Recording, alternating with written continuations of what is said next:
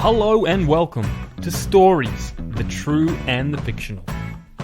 We are a podcast that dives into the stories of people's lives, everyday people like you and me, or even famous people throughout history. We'll talk about TV shows, movies, books, anything where stories are involved. But it doesn't stop there. We want to get you, the listener, involved as well. So if you have a story, something funny or random that may have happened to you or a friend, send it to thetrueandthefictional@gmail.com. We want to hear from you. So until then, strap in, it's story time.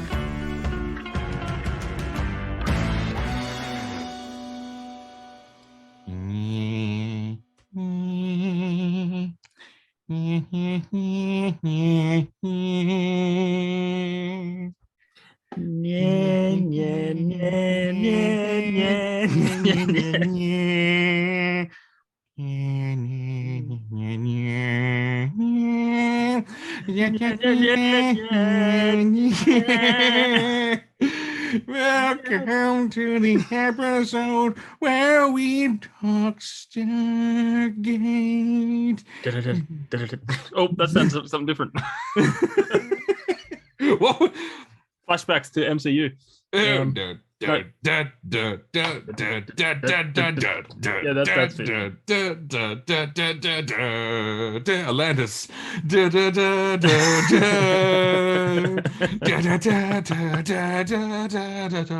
Here's very skinny Jason Momoa with hardly any muscle mass. I love skinny Jason Momoa. I love that Atlantis didn't have a scrolling massive intro, and then people said, "Where's the scrolling massive intro?" And then there was a scrolling massive intro. Oh, the first episode of Atlantis, I think that was the first season. They just went, no credits. Remember, no, like where they said you don't need credits, but shut your damn whole mouths and roll your damn credits with your fanciful tunes. Yeah. And I even miss in the movies, like any movie, like remember growing up in the 90s, like nearly every movie had like this scrolling opening sequence. If they don't have a scrolling opening sequence, it's almost like they don't care about you enough to scroll an opening sequence over the top of you. And look, there's fancy ways to do it. I particularly liked in Spider-Man 2 how the opening sequence was essentially a flashback, recap of the first movie. And we go, that is brilliant. That is how you do a rolling opening credits. And then, when Deadpool basically did the whole, like, they basically watched honest trailers and went, hey, let's just do that. Yes. Oh, that was amazing.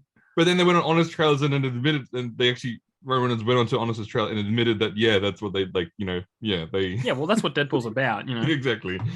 So, but a good opening crawl or a credit sequence, absolutely. Yeah. Particularly with the SG one is what we're talking about, where you don't know what you're looking at, the camera's panning over, then it zooms out, and then it's a head, and it's like, ooh, that was cool. Yeah. That was I could finally see the full picture. I like to imagine that it was the cameraman did it by accident, like he's just trying to find his focus, and he's like, oh, where's the and they're like, no, keep it. That's awesome. So some random camera person who's never done maybe it was his first day. He shut up the camera and goes, all right, well, so basically we're gonna take a picture of this amazing headshot. And it's like going, okay, I'm zooming in. Why are you zooming in? I don't know. Like, zoom back, hang on, let me just turn the camera and pan it around. And then went, oh no, wait, hang on, it's out of focus. Zoom it back. And then he's basically, so then he finally got the shot in. And then they played that in slow motion and put music behind it and went, oh my God. Yeah. I think we've got, oh my God, I think we've done it. We've done it. Exactly.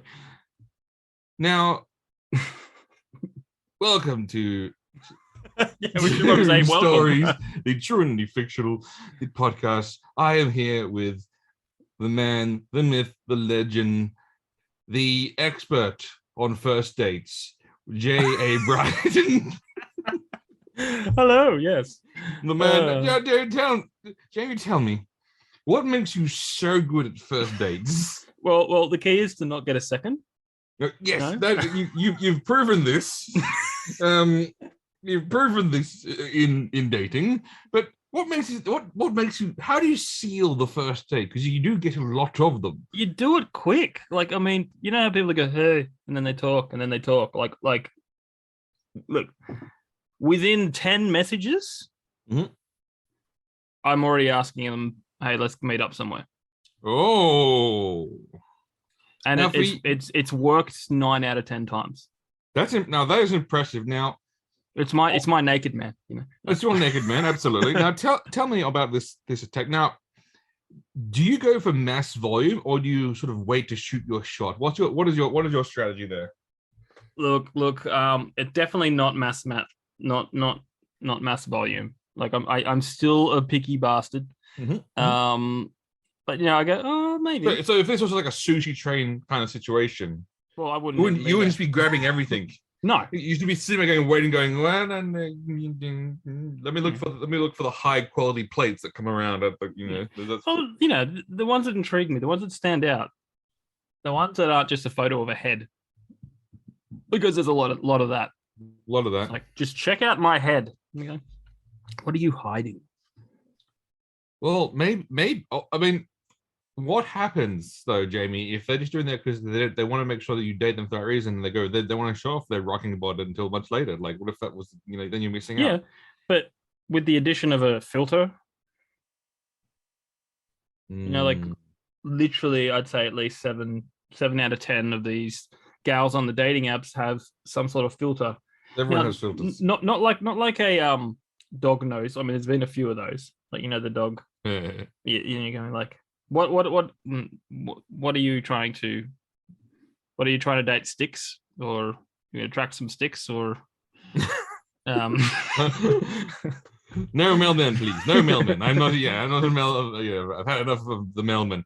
Yeah. Or maybe but they might not be using filter. Yes, those giant anime eyes might they might be real. You don't know. They could have been born with giant anime eyes. That is a distinct. No, that's fair. That's fair point. And it's like the little cartoon that came out, cartoon comic strip that came out like, let's say 5-10 years ago, with someone on the toilet and they read the sign on the back of the door that says, "For a good time, call yada yada yada," and then the next caption is this guy hang gliding with this muscly guy. And he's like, "Oh, thanks for the really good time." I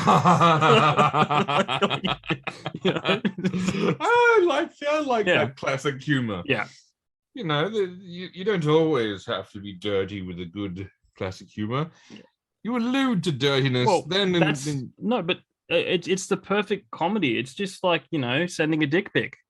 Send a photo of Dick Smith or Dick Cheney or Dick Tracy for the older gals. Dick Tracy. Those are some good dicks you just mentioned. I mean, in terms of quality dick, that is some good quality dicks. And if you want to go a bit obscure, you get for the old Australian, hey, it's Saturday, Dickie Knee. And if you want to get political, you can send pictures of Richard Nixon. Ah, yes. And to keep things back on topic, you could send him a picture of Richard Dean Anderson. Oh, whoa. Then you can going, this is a classic dick. Yeah. He prefers to be called Richard, but you know what I mean. To be called Richard, but this classic dick has started now 2 hit series. One which is a bit average. Yep. Although you might disagree on the MacGyver thing. Do you? Where do you stand on MacGyver? Well, what the new MacGyver or the old MacGyver? Richard Dean Anderson's original MacGyver. Where do you stand on that? It was great for what it was growing up. Look, I will defend it to a T because it was made in an era where nothing had to make sense. The fact that he was a special forces that didn't use guns didn't bother you, yeah, but look, at least with the new MacGyver, it made more sense. But with the old MacGyver, he didn't use guns, but he still knew how to use it. He just wasn't a gun man, Yeah. But the old one is like, I don't use guns. I never use guns. Ex-special forces never uses guns. And you go, fair enough. If something happened at his time in the special forces where he's like, nope, can't do guns. Fair enough. But no, they do a whole episode of him and his friends' childhood, in their childhood, and they have an axe, like one of his friends gets shot or something, and he's like, I hate guns. And you go, so you joined the special forces after something traumatic from your childhood that makes you not want to use guns. And I could be wrong, but I'm pretty sure one of the early classes in the Army Rangers is how to shoot a weapon, and then becoming a marksman would be one of the things that would distinguish him for special forces. Yeah. That would be, one of the Yeah. So, yes, there is a small and subtle plot hole in that. Oh, there's plenty of plot holes.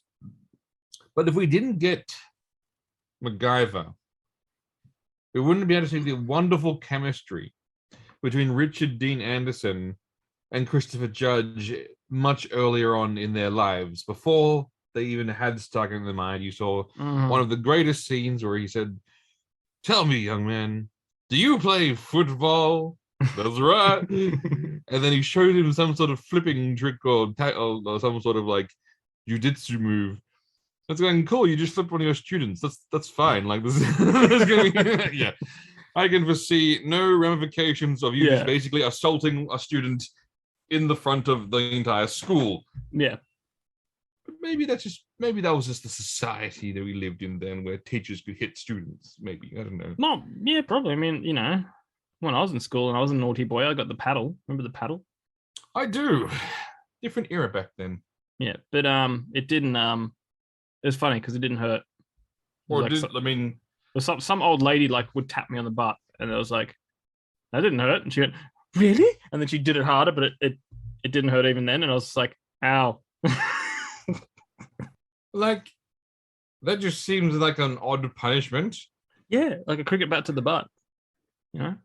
Yes. Maybe they didn't do it hard because they realized some of the kids liked it, and then it freaked them out. It was probably at that era where the debate was pretty heavy. They're going, you shouldn't beat children for being naughty, and then she's like, I don't, but she was like 800 years old, so. Oh, look, and when they're that old, you let them get a beating. But I mean, let's be honest. If they still had that and you had, say, an attractive female teacher and she goes, if you play up, I'll give you a spanking. That's all her job would be. Just be issuing spankings. Is this a throwback to your math teacher? Yeah, I mean, I'm not saying, but yes. Yes. So you're saying this is the origins of the dominatrix stuff. Correct. Well, and that does make a lot of sense now when you think about it. If the people who are older who like that sort of stuff, they would have had a teacher that they might have liked, who was then paddling them, and then they said, "Why am I enjoying this so much?" And this is that spawned that idea, that very concept into their head that they like to be spanked because they are in fact a bad boy. Oh, this is yeah. Speaking of bad boys, Jamie, you have a contest winner announcement. Oh yeah, we should announce the winner now. We got a few entries, and I literally just picked them at random. I did the hat thing, wrote them down, put the names in the hats because I have a lot of hats, and I pulled out a name called Matthew. So Matthew, if you're listening, thank you for sending us Dino Incest. And congratulations on winning a copy of Grey Sports Almanac. I expect when you find a time traveling machine that you can indeed go back in time and put some money on for us as well. Well done. Well done. Sending us good quality. What's that? A round of applause? Round of applause? I can hear the round of applause. Yep. Good quality. There's nothing better than good quality Dino Incest. Yes. So thank you for sending it in. Much appreciated. And congratulations. Now, before we dive into all things Stargate, I did have a bit of a funny story that popped up on the news. Oh, dude. Not the mainstream news, but the weird. Of course not. The weird news. The stuff I enjoy. Please, let us hear. This is what the headline says, Chris. Mm-hmm. A Florida man tried to break into a Space Force base in a stolen truck to warn the government about a war between aliens and Chinese dragons. That is outstanding. Please tell me more. Well, as I scroll down his name was Corey Johnson, 29, of Ocala, Florida. I think that's how you say it. Okay. Yep. He was arrested on Friday. His arrest affidavit noted that he stole a 2013 Ford F-150 3 days before arriving to the Patrick Space Force base located Mhm. in Brevard County. According to the affidavit, Johnson said he was ordered by President Biden in his head, of course, to steal the truck and drive it to the Space Force base to warn the government about US aliens fighting with Chinese dragons.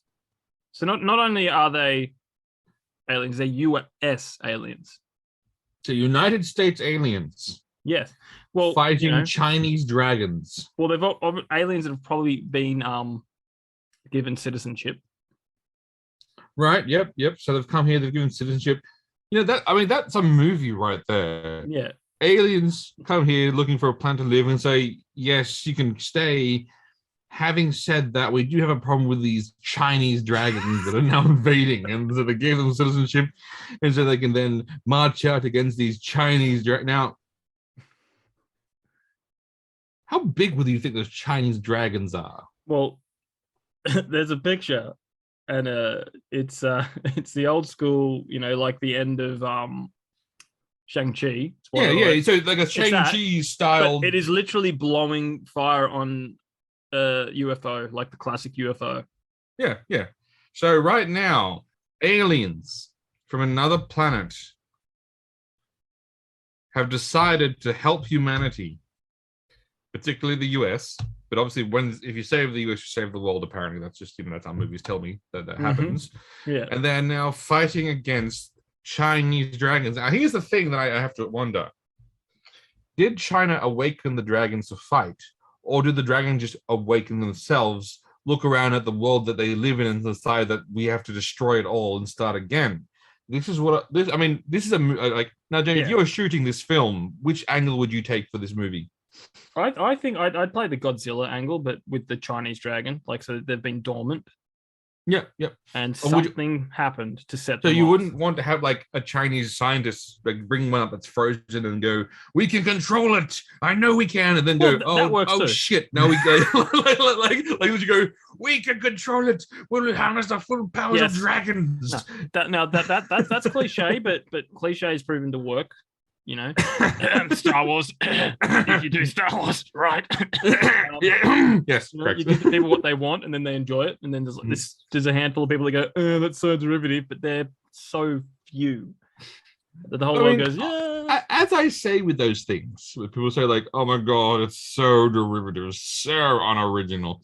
If you walk into a restaurant and you sit down and go, "This," and basically, let's say there's a big sign that says Lucas Steakhouse, known for the greatest cuts of prime rib and Wagyu beef in the universe. You sit down and you go, "I'm so excited," and then all of a sudden they bring out this plate of chicken and go, "Here you go." You'd sit there and go, "The fuck?" They're going, "I was like, did I subvert your expectations by giving you something different?" It's like, no, you are known for this. I came for prime cut rib. Give me my goddamn prime cut rib. Much like you mentioned, it might be seen as derivative, but god damn it, sometimes that's good. It's sometimes good to know what you're going to get in something. Actually, in anything you reorder a package, if you ordered a package from Amazon and it was a completely different item, you'd be like, Amazon, this is not what I ordered. But don't you feel special? I've subverted your expectations. Like, no, really. I ordered something. I want to get the thing I ordered. Yeah. Well, a couple of weeks ago, the mailman subverted our expectations by putting our parcel on our neighbor's door and our neighbor's parcel on our door. Oh, she's like, "Oh, subverting your expectations. Interesting." Yeah. That he should get a Hollywood job with that kind of level of subversion. Yeah. So we're saying that the Chinese government wakes them up by accident. Accident in quotations. Yeah. Now they probably think they're just roaring dragons, like uncontrollable, but these are obviously intelligent celestial beings, and they start talking to each other, and they go, "Hey, what has happened to the world? What is this TikTok I hear about?" And they look at it and go, "What is this OnlyFans?" As they're going on the internet, going, "What is wrong with society?" And then that's when they decide, we are going to destroy it and start again. So just by looking at those two things, those two things alone, they don't look at the inflation. They don't look at government overreach. Nope. TikTok those two items. It is those two things that they go. Well, I like to think that a dragon goes on OnlyFans and he goes, "There's no fans on here. I want to see those Chinese fans." No, maybe yes, no. So the dragon was looking for a great way to get good fans and found the website OnlyFans. Ooh, but then the dragon said to himself, "No wonder why humanity has fallen. It is too easy to see boob." And we all know the harder it is to see boob, the greater the man's achievement. This world needs to be purged. And then that's when, then that will start the war between humanity and the dragons. Yeah. Obviously, the first fight, we sent out our fancy F-22 Raptors and F-35 from Lockheed Martin, and they get absolutely destroyed because you know what? They're mythical ancient dragons of magic. So they're going to win that fight, and that's when we deploy the aliens. And which is interesting because they've been trying to hide the aliens and the truth about the aliens for so long. Mm-hmm. Now they're just like, just let them loose, let them all loose. Oh my god, we have to. If this was a movie, you have to have the dude go like, let them fight. Just let them fight. Yes. But you know what'll happen? What? Is the Chinese dragons and the aliens will see past their differences. Oh no! And then turn on big government. Turn on the government and destroy them. Oh my! Yes, they might have the question like, why are we fighting? Because the dragons and the aliens are both dormant libertarians. The libertarians. You have awoken the libertarian dragon. Oh, you know what? Either way, I think we read that story and go, that's silly. But it could be true. You don't know. I mean, I'm not gonna put it past. The only thing that I don't believe in that story is that Joe Biden was coherent enough to give him a command. But apart from that, everything else was somewhat believable. Unless the guy was just reading Joe Biden's teleprompter. True. Or he learned. He learnt to translate the. Shut him from pressure. He learned. Oh my god, he learned Bidenese. He learned the code and read it and he's got this giant whiteboard with all these pictures attached to it, and with red strings connected all. And he's what's that thing he said? He said the source of America or Americans are. Yeah, I can't remember. Yeah, well, there's the Yeah, but what he really was talking about was U.S. aliens fighting Chinese dragons. That was his code. Yes, that was the code. Broken here today, folks. Maybe that was the head dragon's name. Maybe the head dragon's name is "Shut Up for Pressure." Maybe that's his name. No, it was an activation code. Oh, and this guy was like a sleeper agent, just waiting to be activated, waiting for the code to send him on his most important mission. And what makes it even better is Joe Biden accidentally said it, and he didn't know what he's saying. So he strung a bunch of syllables together, and in this sheer coincidence, yes, sheer coincidence, the coincidence beyond all happened to that was the activation code for the dragons. Brilliant. Stumbling upon it accidentally. It's believable. Jamie, I think, that your movie is 100% a believable work of art. And did you like how I tied in aliens into today's topic of that was very Stargate? Very clever. Happy accident. Happy accident. Now let's go deep. Let's dive in to the topic. I believe we all shared the first memories of Stargate, which was the amazing movie, the 1994 Roland Emmerich masterpiece. Yep. I actually am a big fan of his films, so this this one was absolutely right up my alley as well. The story of a gate traveling through traveling through a wormhole, deciphering with mythical symbols to an unknown planet and face off against Egyptian aliens. Yeah, I mean, like it's and when you think of it, it's almost like, but a less ridiculous version of Abraham Lincoln Vampire Hunter, in the sense that they take facts and wove fiction into it. Oh, yeah, that's true. And you think about it, like you're using the Egyptian gods. You're taking the pyramids, making them landing pads for the alien crafts. That is true. But yeah, fantastic film. Now, I think one of my favorite memories of that entire film. I mean, they were the bad guys, but they were so memorable. Do you remember the bad guys? And like they were, there was a leader guy who had the Anubis sort of head, the jackal head, and then the Hawk people. That was it's at like particularly when they were just sort of fighting them, they're trying to fight them inside of the gate room, and they're getting their absolute asses kicked. Yeah, and it was that and then it's almost like creepy with the way that sort of the heads moved and it looked around. You could see the eyes, and then you see the amazing transformation sequence where they finally reveal the face, and then you sort of see the villain. Ra. Great start to a franchise. Fantastic movie. Then obviously once it happened, nothing happened for a very, very, very, very, very, very long time. I think it was like 5 years. 5 years, and then they finally dusted it back off. Correct. And they finally brought it back. Maybe it was 3 years. Oh, no, it's 3 years. 1997, so 3 years. Yeah, so 3 years. So I'm going to say that they jumped on that pretty quickly, considering how long it takes development. Especially back then. We need 24 episodes. I'll give you that. Because I think after like halfway through season 1, if I remember correctly, they got renewed for like 5 seasons. Oh, that's right. They did too. You're just like 5 seasons. Like, why didn't they do that with Stranger Things? Just saying, I know, right? That's so funny. But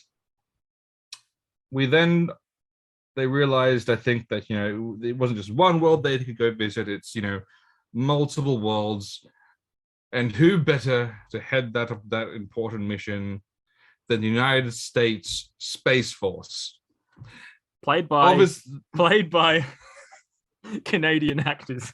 Played by all Canadian actors. And fun fact: if Space Force would have existed back then, this movie would have been actually based on Space Force, because the part of the Air Force that was in charge of the Stargate was the same Air Force division that eventually split off to become a Space Force, because it was Space Command, Air Force Space Command, which eventually became Space Force. So there you go, fun trivia, Space Force.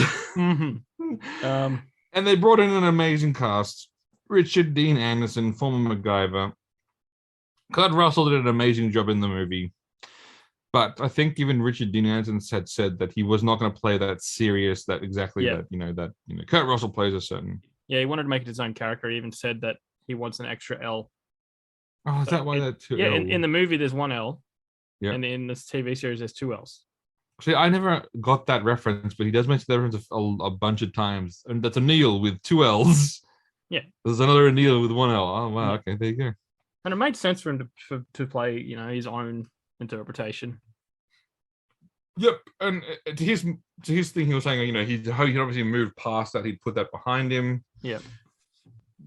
The other character that's important is Michael Shanks, playing Dr. Daniel Jackson. Now, because I was little back then, I didn't even know that was a different person. Like he did it so well. Yeah. That I was like going, I didn't know it was that wasn't James Spader, and you couldn't have told me that as a kid. Yeah. Like, isn't it the same actor from the movie? It's like, no, it's like, it's not. Are you sure? Like that, like you could.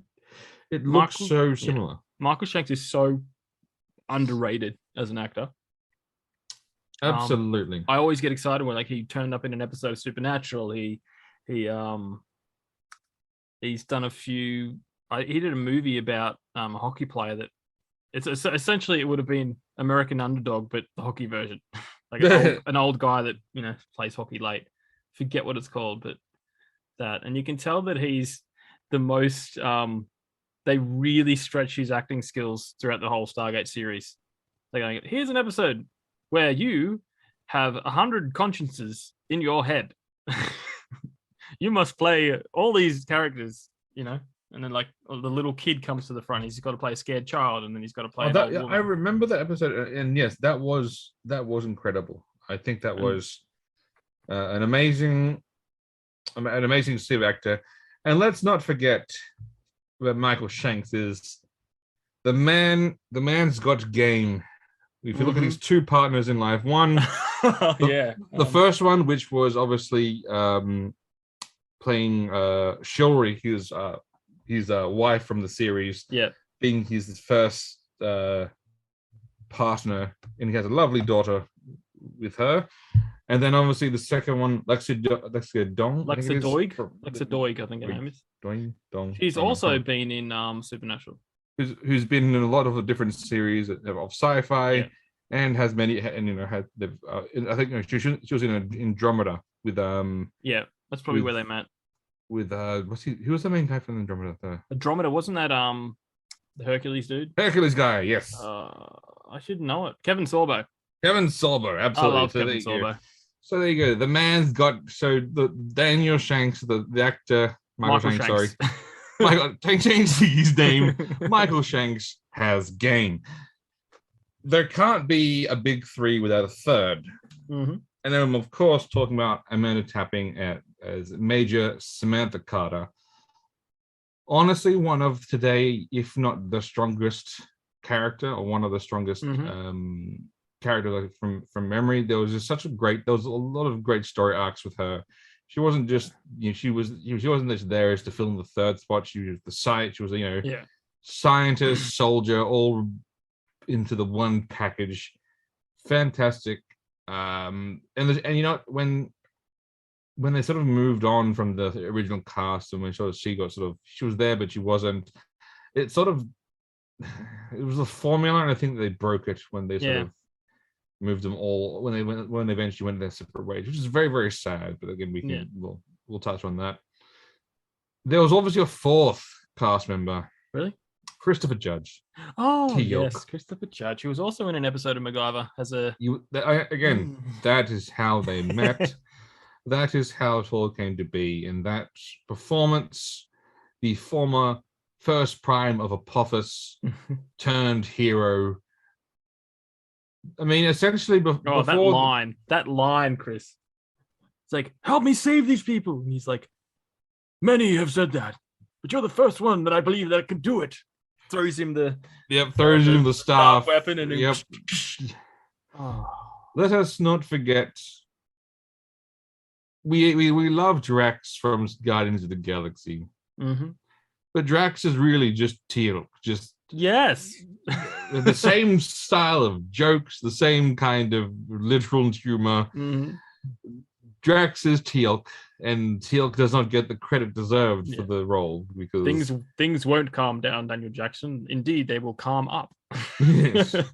There's so many legendary quotes from Teal'c of just or even of his mentor Braytek. We'll cross that bridge when we come to it. Yeah, the bridge is too heavily to fortify. I got to tell you a story like on this. Like while we're on Master Braytek, there's a guy I met.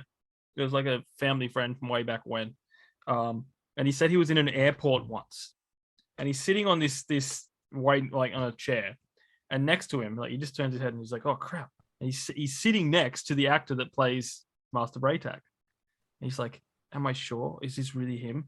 And so he walks up and pretends to put something in the bin so he can turn around and get a look. He's like, and then he sits back down next to him and leans just a little bit and goes, "Are you Master Braytek?" And he goes, "Yes, but most people recognize me from Zorro." And he just goes, "Oh my god!" Like he didn't he just goes, "You're in Zorro!" Like but his first thought was it's Master Braytek. It's Master Braytek, but yes. Then he's like, "Oh my gosh, you're in Zorro too." Yeah. It's one of those again, classic role.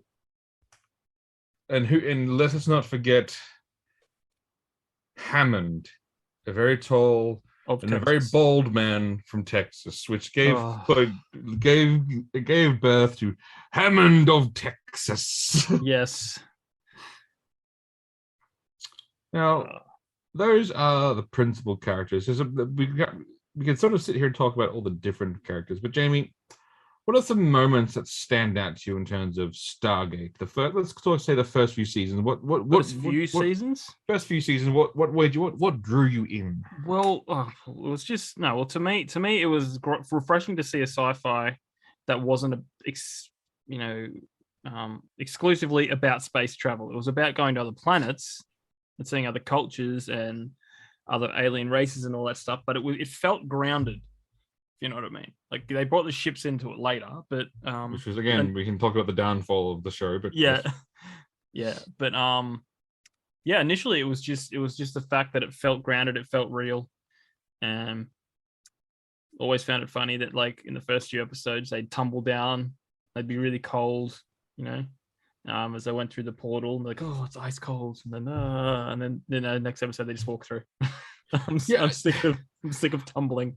I think that was like obviously like I think you're right. That was just the holdover from the movie where they sort of like did the whole like they're frozen as they go through, like, oh, it's cold, and then they went, all right, let's not. That's difficult. And props to the early stuff, because they used to cart around a Stargate that they would put like and then they set it up in the field or in the fields and forests of Canada. Yeah. No, well, they made it more of an effort at the beginning. Like they had desert. If you remember the Crystal episode. Oh, yep. Yep. They're in the desert, and all that. But yeah. Look, it was the fact that it was grounded. It was the fact that it was very character heavy. Very character heavy, very grounded, and lovely scenes of the forest of Canada. I think I've never wanted to go see to a country and you're like going, man, no. There was just some fantastic forests of Canada. And again, that's the latest stuff, and especially later Stargate Atlantis. They're like, all right, outback. Let's just go out to the fields and forests of Canada. From memory, in the early seasons, they made an effort to make it look like they went to other civilizations. Yeah. They sort of went to other areas. The quarry, the Shaka episode with the quarry, that quarry was used in multiple episodes. Yeah, episodes from different angles, and like, oh, it's this. I recognize that log. Shooting outdoors is expensive.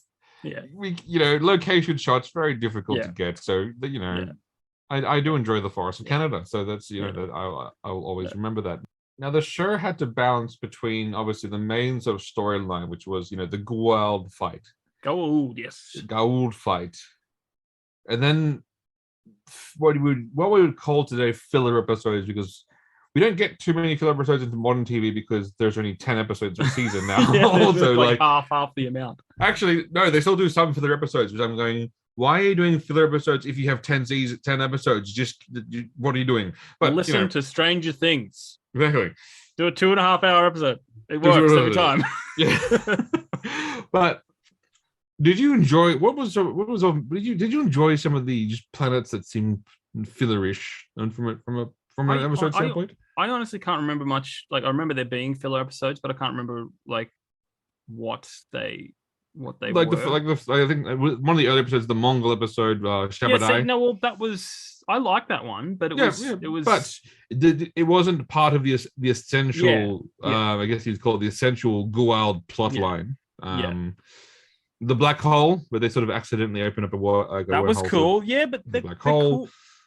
But there always were. You're right. There always were cool episodes, especially early on, because they're probably just trying to make you feel like you're in a world, like you're in a whole universe, And the third episode was the second episode was the introducing the parasite. His best mate gets. Yep. The SG2. The third one was the Mongol one, and the Mongol one was cool in saying like how when a civilization is cut off from the rest, like they may not change as much. Yep, they were taken from a certain period because of the Goa'ulds, implanted there, and then obviously kept at a very low level of technology on purpose. to make and obvious. in this scenario, the Americans take the part of the colonizing British, come in and go, "Hey, change your ways for us." And that's and this is one of those things, one of those fantastic tropes you see in the sci-fi, which I love because it's like it can only happen in sci-fi where they go to the planet and go, "They're killing babies. You can't do that. Here's a better way of not doing it." It's like going, "Hey, that's their culture, man. Let's change your culture overnight because that works every time." But 8 seasons of more, they've successfully changed the culture overnight. We are right. And they brought America to the galaxy. Yeah. Democracy. Yeah. And ironically, a lot of the gold were British. Gould are always British. I think you know. But the Baal, he was cool. Baal, yeah. No, yeah. They said there was a lot. There was a lot of really cool Goulds. Obviously, the first one we tangled with was Apophis. Yep. Which that whole first season was fantastic because that led to obviously it was the birth of the rebellion. Yeah. The rebellion against where the Jafar will stand free. But it also was you got to one of my favorite episodes because it makes me angry every time I think about it, was when the senator came in and just started pissing over everything that they've ever done. Yeah. It's funny because that episode, in a show's sense, is what they call a clip show, where basically they just show clips because like it's one of those easy episodes to do.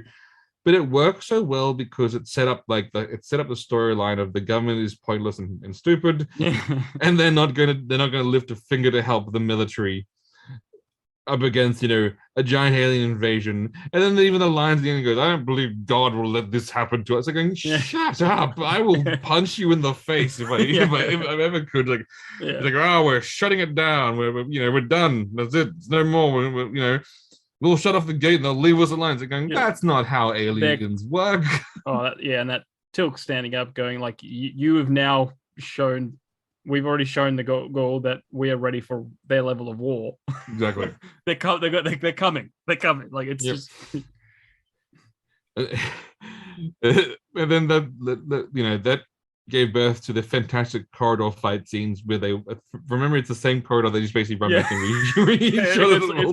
it's like a circular ship, but more octagon ship, so with the like a lazy triangle point, like, so they go that way and then turn and then they turn around and go that way and turn. Yep. Hey, if it works. Hey, look, if it works, it works. But that also gave us some great episode moments where Braytek was like and when the ships from Earth come out to fight, they're going, "Well, ship, we've got several shuttles, and these shuttles, they are a formidable craft." Yeah, I love it.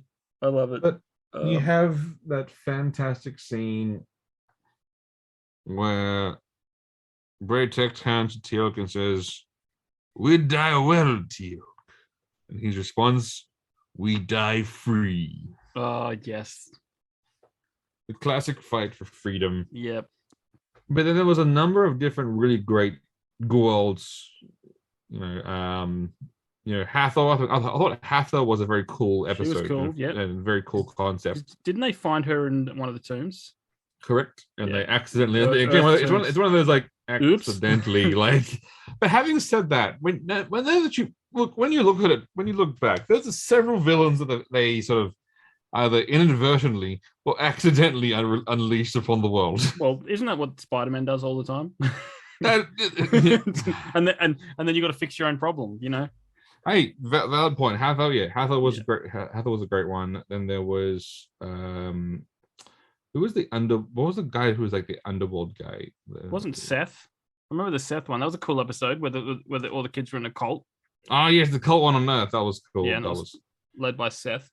Yep. And then they went to then there was basically hell. That was cool. That's right. And then they had I can't remember. Well, here's like on filler episodes. episode I probably remember that really well wasn't like it felt like a filler, but it was an important filler when they were trapped under the ice. Oh And yeah. it's when they discover that there's two gates on Earth. Oh, that yeah, exactly. You know, That was but like it felt like just like it was just like half the episode was just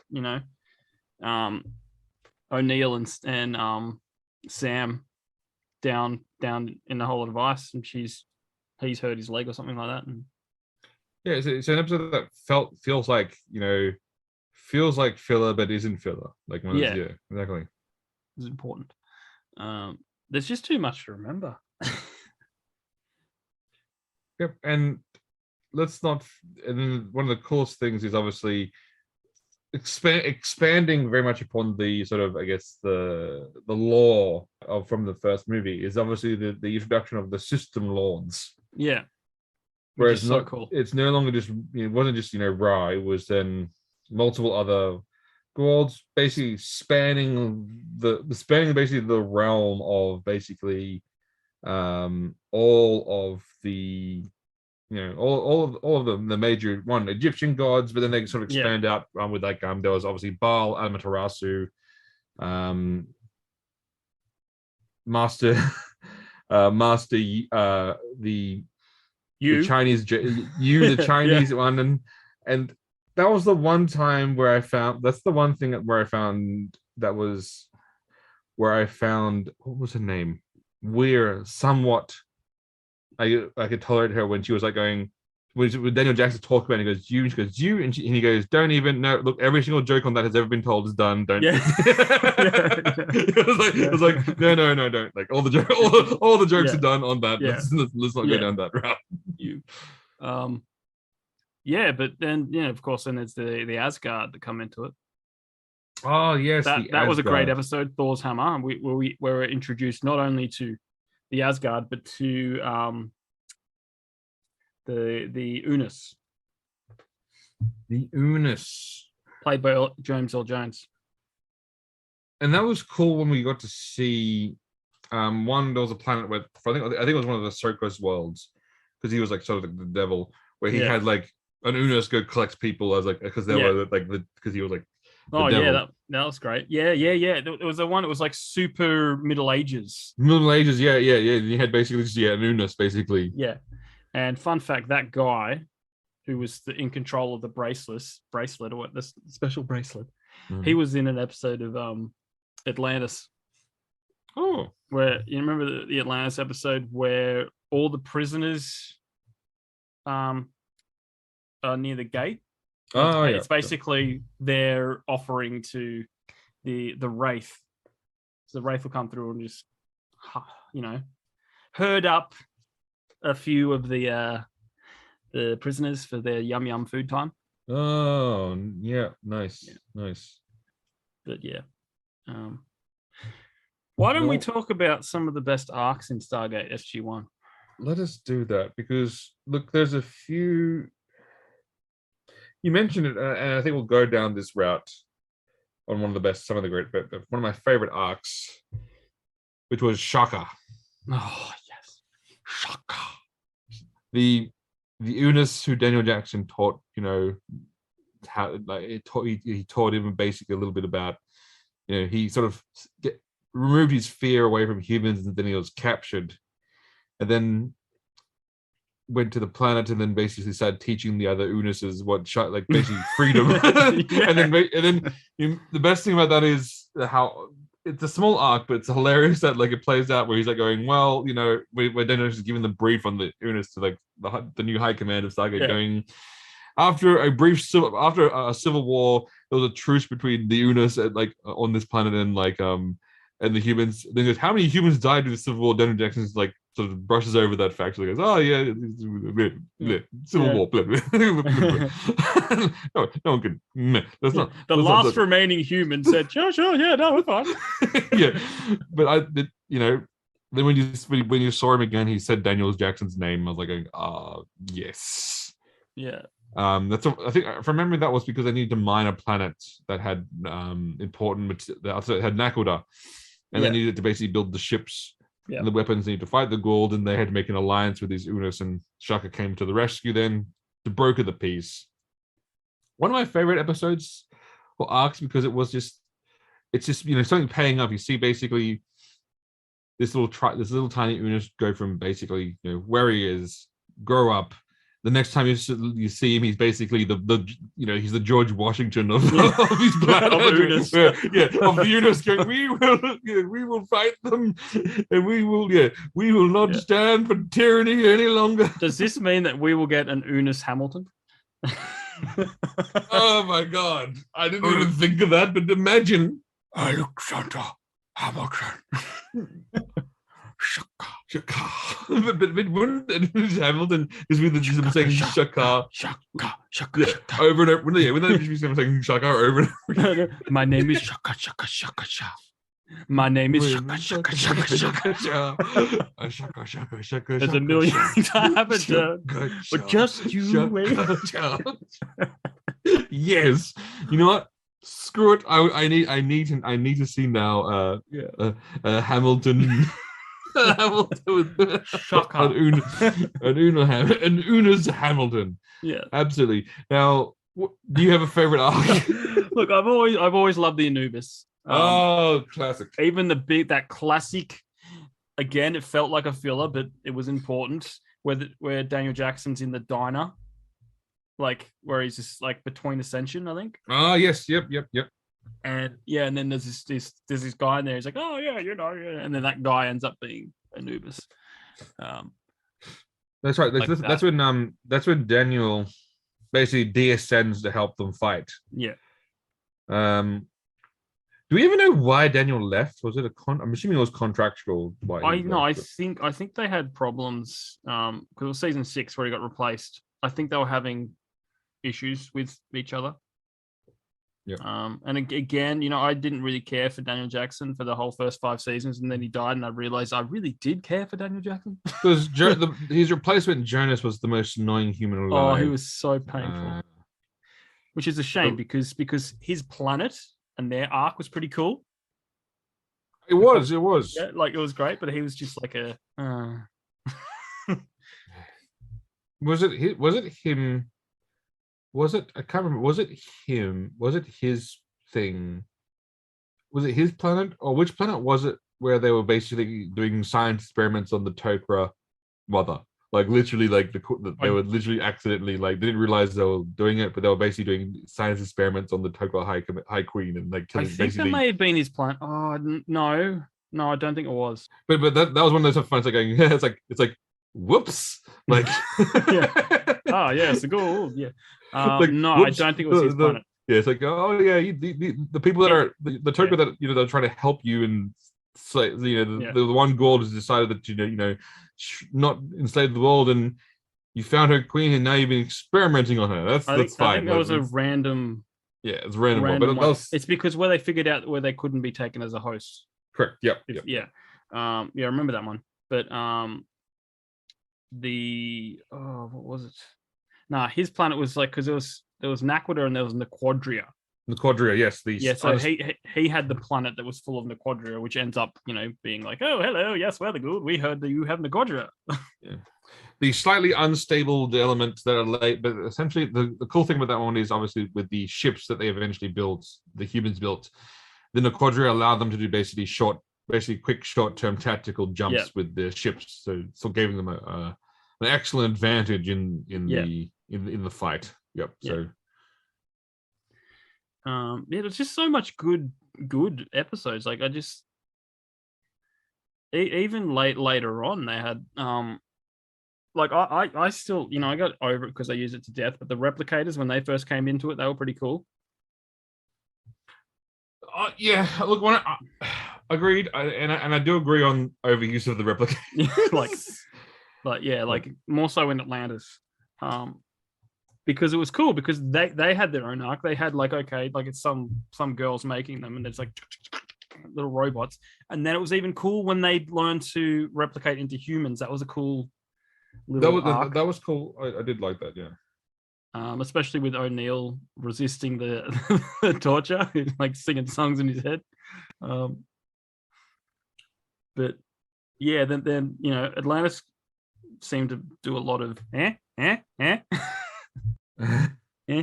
But look, let's mention the one of the greatest 2 episode arcs of all time in, I'd say, all of Stargate, where it was the film documentarian Oh, comes to do a doco. Just the performances in all of that was just phenomenal. oh, we're going there, are we? We're doing it. We're going there. We're going there. I was going to say I was going to do that, or the one where Tilt gets trapped in the chair. No, let's go to the sad one. Heroes. Yeah. Heroes Part 1, Part 2. Mm-hmm. But let's touch on the chair thing initially. Okay, back to the chair. Because I really like the fact is that even though, so the chair was basically built on Teal'c's memories and Teal'c's mind on things, Yeah. but it was from his memories from he was earliest joining the team, and there's this awesome thing where like subconsciously, even then he didn't believe that they could win. Yeah. And is basically then just going in there and saying, we can, yes, we like, look where we are now, look who you are now, we can win. Yeah. And so that was really cool, just really just sad. Like, yeah. as the simulation goes on, he just sits down and just continues dies and it doesn't get up and fight. I was like, no, get up, buddy. Yeah. Oh, great. That was also sad. Like, it was.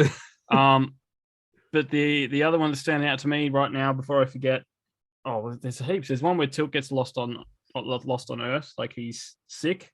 Yep. And then he meets the king as a super soaker. Yes. That was a cool episode. They had, of course, the time travel episode where they go back to the 70s. That was, or was it the 60s? They meet young Hammond. That was cool. But Groundhog Day episode. I know Groundhog Days have been done to death, but that was fantastic. Oh, Neil, what are you doing? On my backswing, son.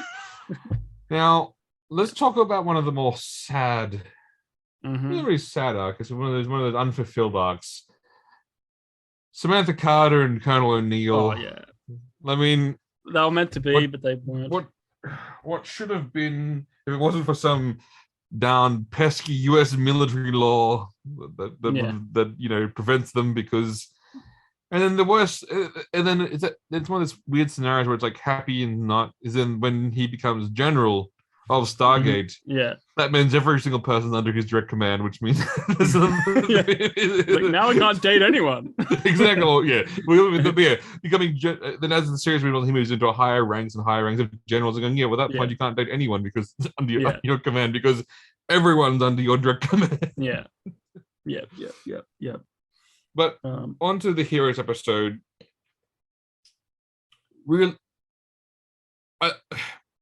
It's really funny because around the same time, Battlestar Galactica was basically trying to copy everything, and they did a similar episode, and their episode was not nearly as good. But this one, what made this one good was we finally got to see what we. Because sometimes they were very story-driven episodes. We didn't get to see the true sort of like Goa'uld versus human fight. And this one with what's his name? Played he went to play Alec Baldwin. Is it? No. Well, Adam Baldwin. Al Baldwin. Who basically you see that guy? You look like a colonel in the with his SG teams. And then basically you see that planet where they're all pouring through where basically like something happens and they call up like 6 teams to pour through that gate, and they're all just like giant ass firefights. Yeah. And then then you see again one of the saddest moments I think in history. And then you do hear then the filmographer saying, if you got something, give it to me. And initially you think he's just being a little bit a dick. Yeah. And trying to just goes, it's all about his thing, but he's actually got a really, he's got a valid point where it's basically like the people need to know, but it's more so than that. It's honoring the memories of those who have fallen and honoring the memories of those who have come. And then that was great. And I thought that was a really cool, a really sad moment when, Dr. Fraser died, just saving someone. And it's like a that staff weapon blast, just, And they foreshadowed it really well, where they were saying, with the vest we wear, when we get hit with a staff weapon, we basically be cooked alive because of the vest. And so they built those ceramic plates to sort of like, take away some of the blast. O'Neill got hit, and you thought, okay, it's O'Neill, but it's no, because he was wearing a vest. He was wearing his ceramic coated vest. That's what that's exactly what they're designed for. She was a doctor wearing doctor's outfit, then just got absolutely blasted and just. But there was, again, as much as beautiful scene, a horrible scene, but what was the head physician of the goddamn Stargate Command doing on the field? Send other doctors, goddamn it. Don't send. Well, what we didn't see is they had all died one at a time. Okay, yeah. So you're the only doctor we have. So what, a giant line of doctors being blasted? Yep, fair point. Well, I think it could have been like maybe it was too severe, and they needed her expertise. Only her expertise. Yeah. Fair enough. I will bite that. I don't know. Yeah, but back then, less thought. I'm sure there's loopholes. True, I'm sure there is, but I still thought it was a very good, accurate portrayal of portrayed how they showed the military. I thought that was still very good. Yeah. And from memory, like I think Richard Anson got a medal from the U.S. Air Force, like for how Yeah, I remember. Well, because they had people that consulted them all the time, didn't they? Yeah, they actually had, like, I think it was the head of the U.S. Air Force at one stage. Like, he was all closer to the high ranking. Yeah.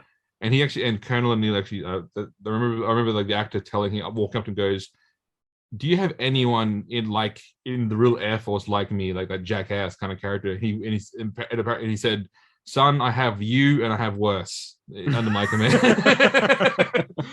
Because when you think about it, the Air Force is where all the eggheads go in terms of this, because they're like to fly a plane. It's all about understanding like telemetry and doing mathematics in their head. They're all like they're all geniuses. And while some people hate Mitchell, it was still really funny with the Landry sort of doing the quiz and things that says, you use self-deprecating humor to hide your outward perfection. Like it's that's very typical of an Air Force personnel, where they're all like, they're perfect. They try to play it down. No, well, let's talk about those last two seasons, like season 9 and 10, which were just thrown in because they wanted to do 10 seasons. When it would have worked better as a spin-off series. Just saying. It still had potential, and I still liked Cam Mitchell, and I thought the Ori were fantastic, actually. Like, and here's the thing, and this is one of those really funny, annoying, and also like hurt things.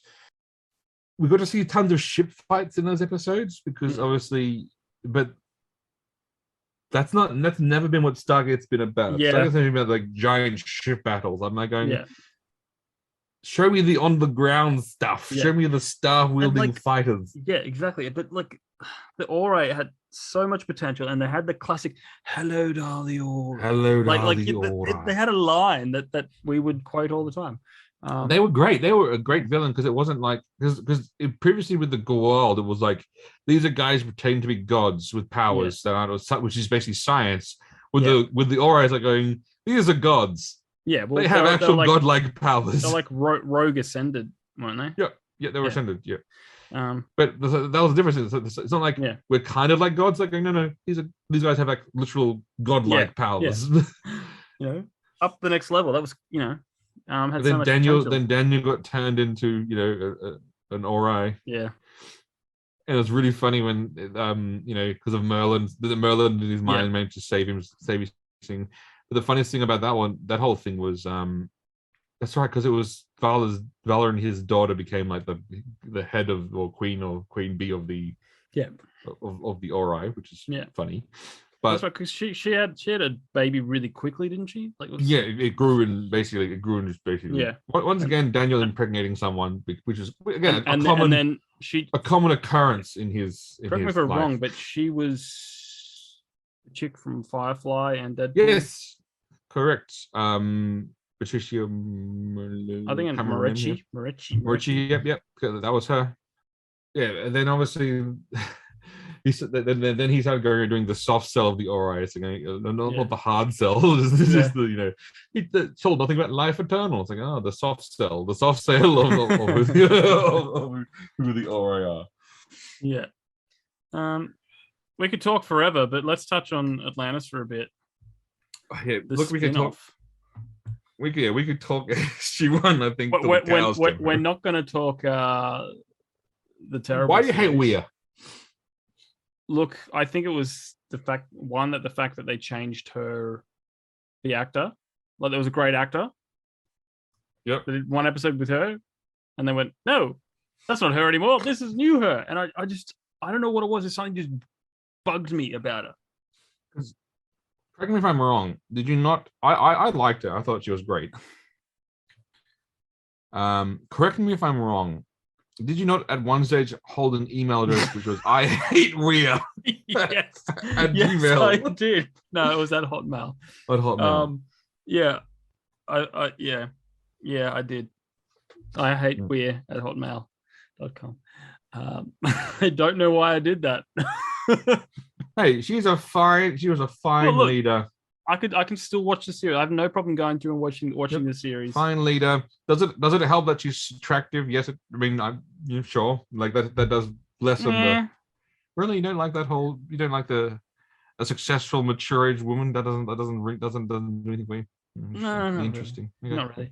But interesting enough, the funny thing about Atlantis is all the recycled actors from oh, there were so many actors that were basically her, Weir's husband was Simon. Yep, and he was someone from SG-1 where they rescued this very advanced people from a planet that was like basically destroyed by volcanoes or something like that. Oh yes, and like yes, that yes, was yes, so advanced that they were like looking down on us humans. And then like Sam's like, here's a cat. He's like, ooh, and the guy was like, oh, I like a cat, and he was in love with Sam. I remember that episode, but yeah. Let's talk about the cast of that, because Colonel John Shepard, I think, is an absolute he was fantastic, goddamn outstanding leader, outstanding headman for the series. I met him at Comic-Con. Nice. On a bad day because he was just like really didn't look like he wanted to be there. Oh. And he was just like he didn't even look at me in the eyes, you know. Like it was just like sitting sideways and then signs the thing and goes, "Hi Jamie, great to meet you." Yada yada. And I'm going like, was it great to meet me? Was it great? I didn't feel the love. Maybe he was hungover. That's always a thing. Looked bored, you know. Well, you know. But then, in his defense, the person I met before him was Timothy Omundson, King Richard from Gallivant, and you know he's a bit more eccentric and hey, Yep, true. That could just be his personality. Yeah. Now, so it was Shepard, Rodney McKay, which I love because I remember when Rodney McKay accidentally blew up a solar system, and then and then I remember him trying to argue with Weir that why it wasn't such a bad thing. It's like going, oh wait, you blew up an entire solar system, and you're arguing like, well, that's how science progresses. Like, yeah. I thought it was great. Taylor, which was great. Then obviously, let's not forget Ronan. Yeah, well, he didn't come until season 2 or 3, I believe. Because it was 2. Ford. It was Lieutenant Ford. Yeah. Who then became Wraith. Or Wraith, he got blown up while being fed on. Yeah. He's like, I'm super powered. Yeah, he's like, oh, Ford's crazy. And then Carson Beckett. And then, was another one. He's full Canadian, by the way. That's really funny. But his accent is flawless, though. Because he's like, I didn't know that.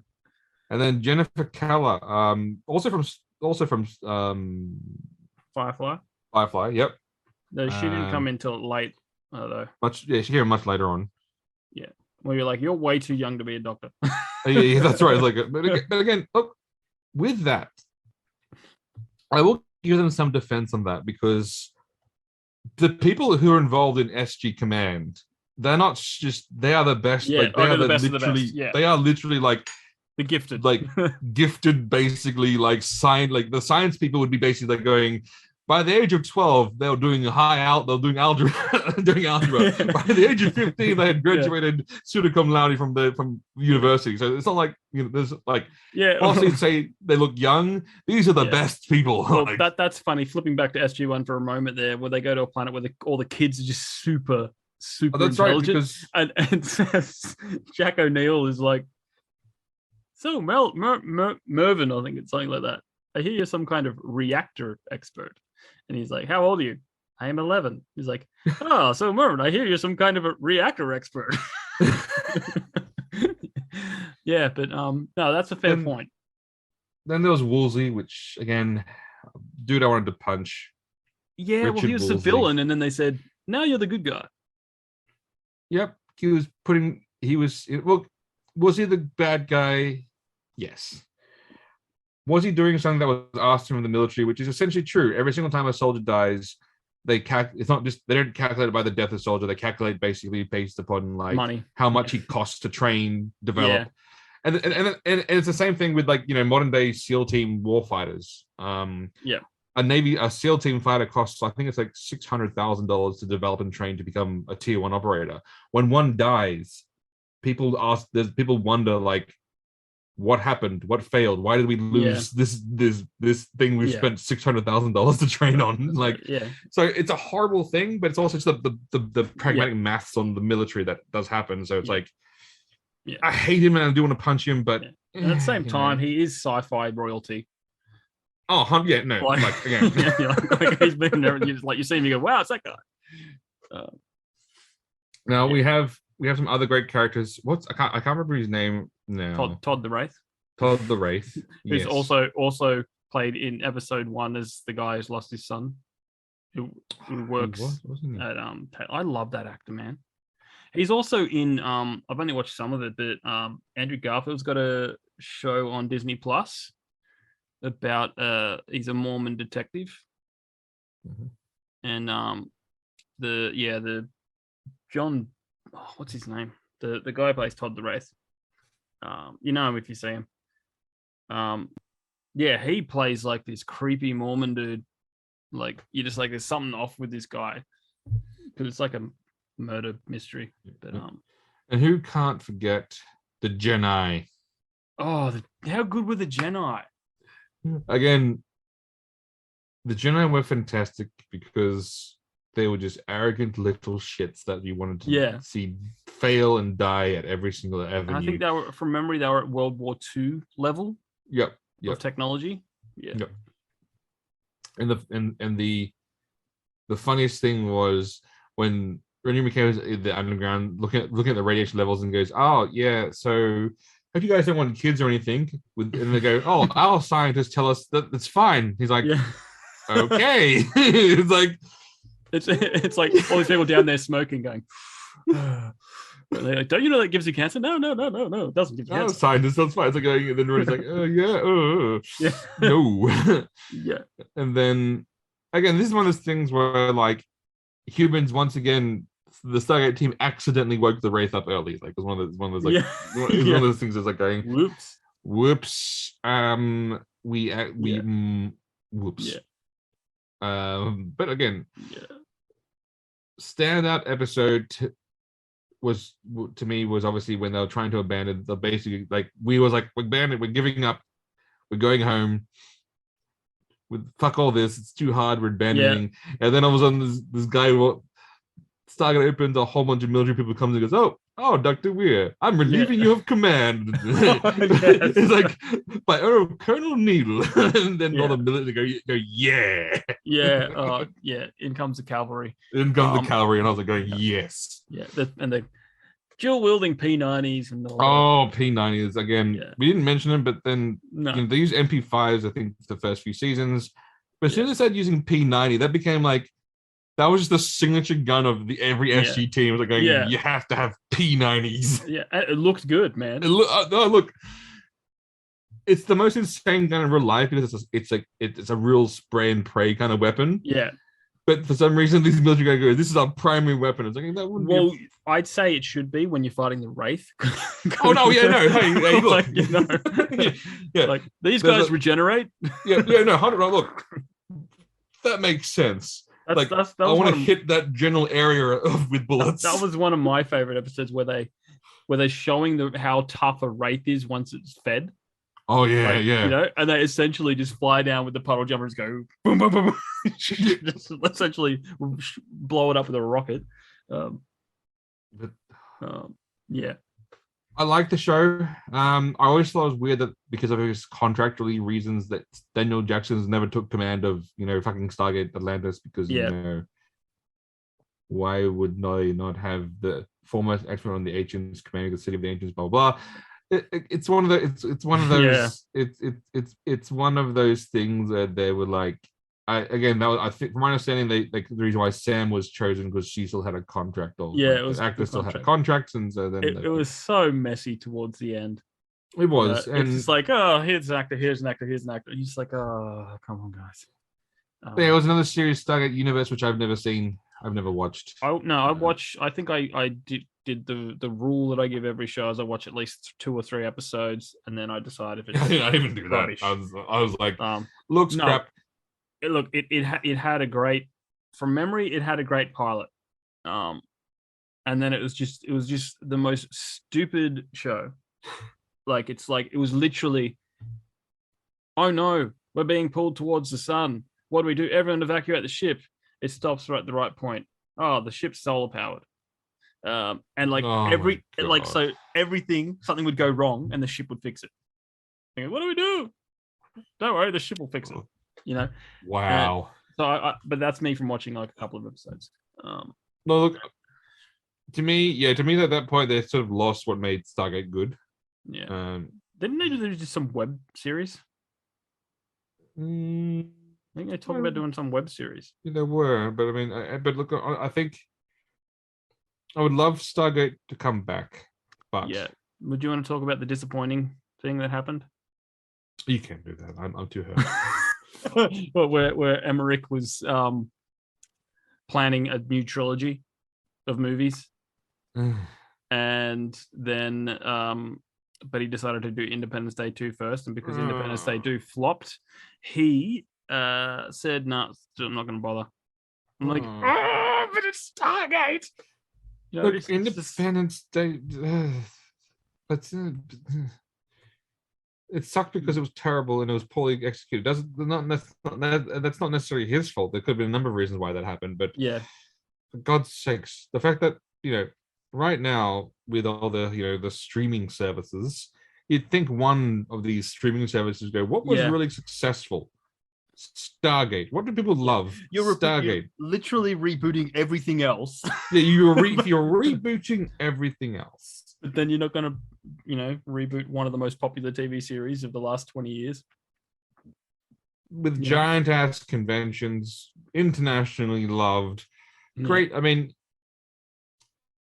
it'd be tough to do but honestly, look, that would be one show where I actually would say, you know what, go again. That's fine. Do a full reboot. You don't have to make it a continuation. I'd prefer a continuation. But you know what? I would be like, you know what? Reboot. Keep to what makes Stargate shows great. Travel between worlds with gates, no ships. Keep it grounded. There's enough sci-fi shows with ships. We've seen the shows with ships. This is basically, humans with our machine guns versus aliens and their blaster weapons. Yeah. Let's boil it down to that. Let's do this show again. Yes. If you're listening, please give us more Stargate. But the world is too cruel. We'll never get another Stargate. No. We have to accept that. That is our lot in life. We're going to end that episode on a depressing note, or we're going to rekindle our favorite moments. Why don't we share before we wrap up? Mm-hmm. Just a hoorah moment, not a sad moment, but a hoorah moment. One of my favorite hoorah moments is basically that episode of Stargate Atlantis where Ronan is literally, hunting or being hunted, and he's the hunt. Yep. The hunt. Great episode. That's a great episode. For me, one of there's two episodes that stood out to me.